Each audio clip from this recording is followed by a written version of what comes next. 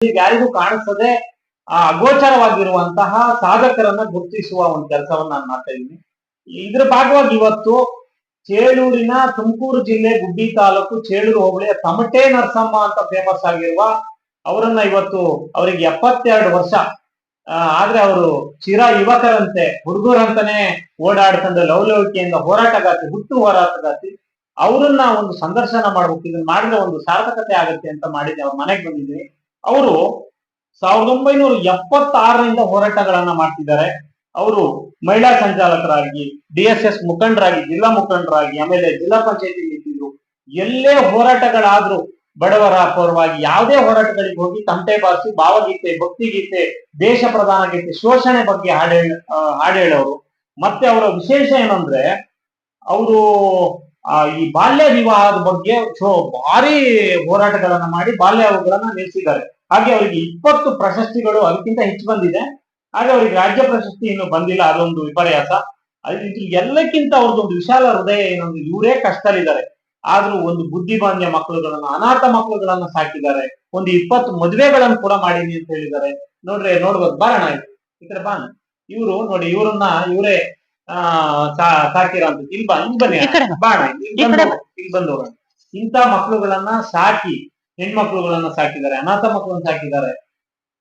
ಇವರಿಗೆ ಸರ್ಕಾರಗಳು ಅಥವಾ ಅಧಿಕಾರಿಗಳು ಇವ್ರಿಂತರ್ನ ಗುರ್ಸ್ಬೇಕು, ಜನಗಳು ಇಂತರ ಗುರ್ಸಿ ಇವರಿಗೆ ಇವಾಗ ಮಂಡಿ ನೋವು ಅಂತ ಹೇಳ್ತಾ ಇದ್ರು. ಸರ್ಕಾರಗಳು ಇವರಿಗೆ ಸಹಾಯಧನ ಅಥವಾ ರಾಜ್ಯ ಪ್ರಶಸ್ತಿ, ಕರ್ನಾಟಕ ಪ್ರಶಸ್ತಿಗಳನ್ನ ಕೊಡ್ಬೇಕು ಅಂತ ನಾ ಈ ಮೂಲಕ ಕೇಳ್ಕೊತೀನಿ. ಹಾಗೆ ಅವರು ಈಗ ಮಾತಾಡ್ಬೇಕು, ಅವರ ಹೋರಾಟಗಳು, ಅವ್ರ ವಿಚಾರಗಳನ್ನ ಹೇಳಿ ಅಂತ ಈ ಮೂಲಕ ಕೇಳ್ಕೊತೀನಿ.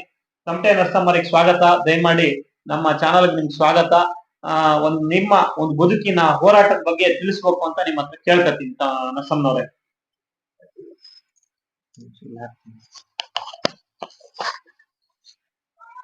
ನನ್ನ ಹೆಸರು ನರಸಮ್ಮ ಅಂತ. ಶಿರಾ ತಾಲೂಕು ಬುಕ್ಕಾಪಟ್ಟಣ ಹೋಬಳಿ ರಾಮಲಿಂಗಪುರ ಅಂತ ಒಂದು ಹಳ್ಳಿಯಲ್ಲಿ ದೊಡ್ಡೋಬಳಯ್ಯನ ಹೆಂಡತಿ ಕರಿಯಮ್ಮ ಅಂತ.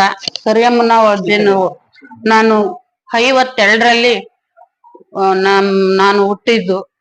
ಸುಮಾರು ನಾನು 7 ವರ್ಷ ಬಾಲ್ಯದಲ್ಲೇನೆ ನಾನು ಪಂಡ್ರಾಪುರಿ ಭಜನೆಗೆ ಸೇರಿ ಪಂಡ್ರಾಪುರಿಗೆಲ್ಲ ಹೋಗಿದ್ದೆ. ಆದ್ರೆ ದೇವಸ್ಥಾನಕ್ಕೆ ಹೋಗಕ್ ಆಗ್ಲಿಲ್ಲ. ಮೇಷ್ಟ್ರು ಮತ್ತೆ ಲೀಡ್ರು ಜಗಳಾಡ್ಕೊಂಡ್ಬಿಟ್ಟು ಆ ನದಿಯಿಂದ ಈಚೆಗೆ ಬಂದ್ಬಿಟ್ವಿ. ನಮ್ಮವು ಕಾಲೆಲ್ಲ ಬರೇ ನೆಲದಕ್ಕೆ ಬರೇಗಾಲ್ನಾಗೆ ನಡೆದಿತ್ತೆ ಆ ಪಂಡ್ರಪುರಿಗೆ. ಅವಾಗ್ಲಿಂದಲೂ ನಾನು ಮತ್ತೆ ಇದ್ರಾಗೆ ದಾನಶೂಕರಣದ್ರಲ್ಲಿ ಸೋಮಪ್ರಭೆ ಮಾಡಿದ್ದೆ ಪಾತ್ರನ. ಆಮೇಲೆ ಒಂದು 2 ನಾಟಕದಲ್ಲಿ ನಾನು ಪಾತ್ರಗಳು ಮಾಡಿದ್ದೀನಿ, ಚಿಕ್ಕ ಚಿಕ್ಕದಾಗಿ ಸಖಿ ಪಾತ್ರಗಳ. ಆಮೇಲೆ ನನ್ನ ಮದ್ವೆ ವಯಸ್ಸಿ ಬಂತು. ನನ್ಗೆ ಸಿರಾ ತಾಲ್ಲೂಕ್ ಕಳ್ಳಂಬೆಳ್ಳ ಹೋಬಳಿ ತಾಳಗೊಂದಲ್ಲಿ ಕೊಟ್ಟು ಮದುವೆ ಮಾಡಿರು. ತುಂಬಾ ಬಡತನ. ಅವ್ರಿಗೆ 2 ಹೆಂಡತಿ ಮೇಲೆ ನನ್ನ ಕೊಟ್ಟು ಮದುವೆ ಮಾಡಿದ್ರು. ಅಲ್ಲಿ ಬಡತನ, ಆಸ್ತಿ ಎಲ್ಲ ಹಿರೇ ಹೆಂಡತಿ ಮಾಡ್ಕೊಂಡು ನಮ್ಮ ಯಜಮಾನ ಯಾವ ಇದು ಇರ್ಲಿಲ್ಲ. ಆಮೇಲೆ ನನ್ಗೆ ತುಂಬಾ 2 ಮಕ್ಳು ಹುಟ್ಟಿವ, ಒಂದು ಗಂಡು ಹುಡ್ತು, ಒಂದು ಹೆಣ್ಣು ಹುಡ್ತು. ಹೆಣ್ಮಗಳೇ ಹಿರಿಯೋಳು, ಗಂಡು ಹುಡುಗನೇ ಚಿಕ್ಕದು. ಆದ್ರೆ ತುಂಬಾ ಬಡತನ.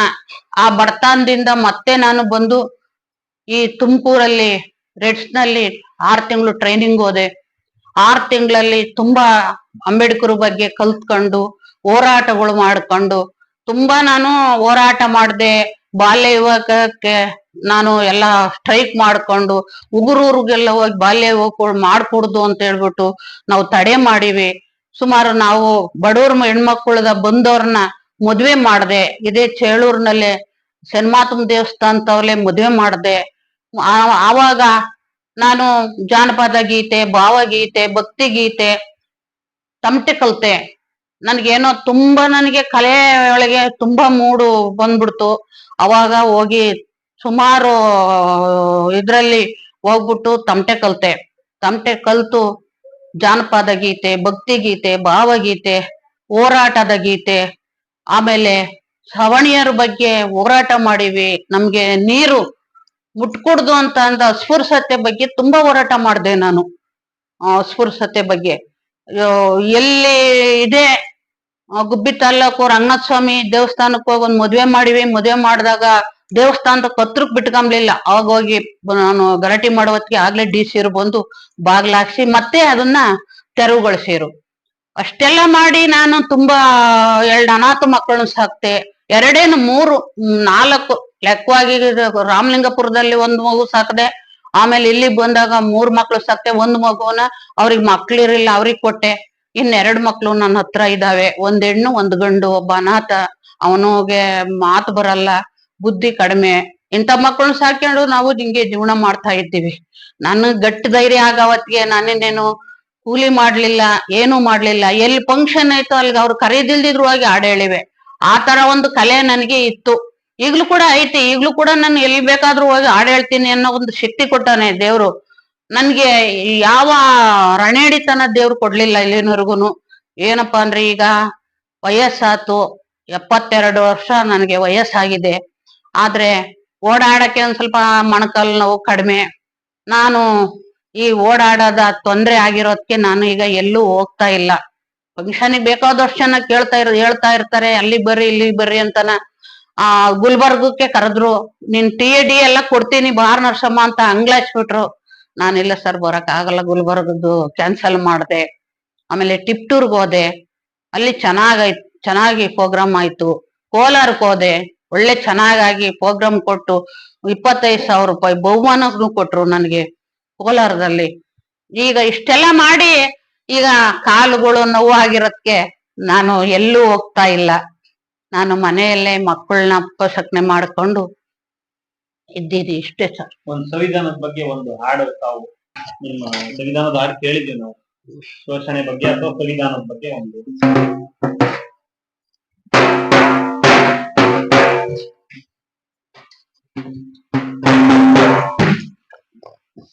ಅಂಬೇಡ್ಕರ ಹೇಳಿದ ಮಾತು ಮರೆಯಬೇಡಿ, ಮರೆತು ಮನಗಬೇಡಿ. ಮರೆಯಬೇಡಿ, ಮರೆತು ಮನಗಬೇಡಿ. ದೇಶವರ್ಗ ಜಾತಿ ವರ್ಗ ಹೊಂದಿ ನಾಣ್ಯದ 2 ಮುಖಗಳು. ವಂಚಿಕರೇ ಈ ದೇಶದ ವಾರಸುದಾರರು. ಅಂಬೇಡ್ಕರ ಹೇಳಿದ ಮಾತು ಮರೆಯಬೇಡಿ, ಮರೆತು ಮನಗಬೇಡಿ. ಮರೆಯಬೇಡಿ, ಮರೆತು ಮನಗಬೇಡಿ. ಶಿಕ್ಷಣ ಸಂಘಟನೆ ಹೋರಾಟ ಮುತ್ತಿನಂತ ಮೋರೆ ಸೂತ್ರ. ಶಿಕ್ಷಣ ಸಂಘಟನೆ ಹೋರಾಟ ಮುತ್ತಿನಂತ ಮೋರೆ ಸೂತ್ರ. ದುಡಿಯುವ ಜನಕ್ಕೆ ಧೈರ್ಯ ಕೊಡುವಂತ, ನಮ್ಮ ದಲಿತ ಜನಕ್ಕೆ ಪ್ರಜ್ಞೆ ನೀಡುವಂತ. ಇದುವೆ ಓದು, ಇದುವೆ ಬರಹ, ಇದುವೆ ಓದು, ಇದುವೆ ಬರಹ, ಇದುವೆ ಸ್ವಾಭಿಮಾನ ಹೊಂದ ಅಂಬೇಡ್ಕರ ಹೇಳಿದ ಮಾತು ಮರೆಯಬೇಡಿ, ಮರೆತು ಮನಗಬೇಡಿ. ಮರೆಯಬೇಡಿ, ಮರೆತು ಮನಗಬೇಡಿ.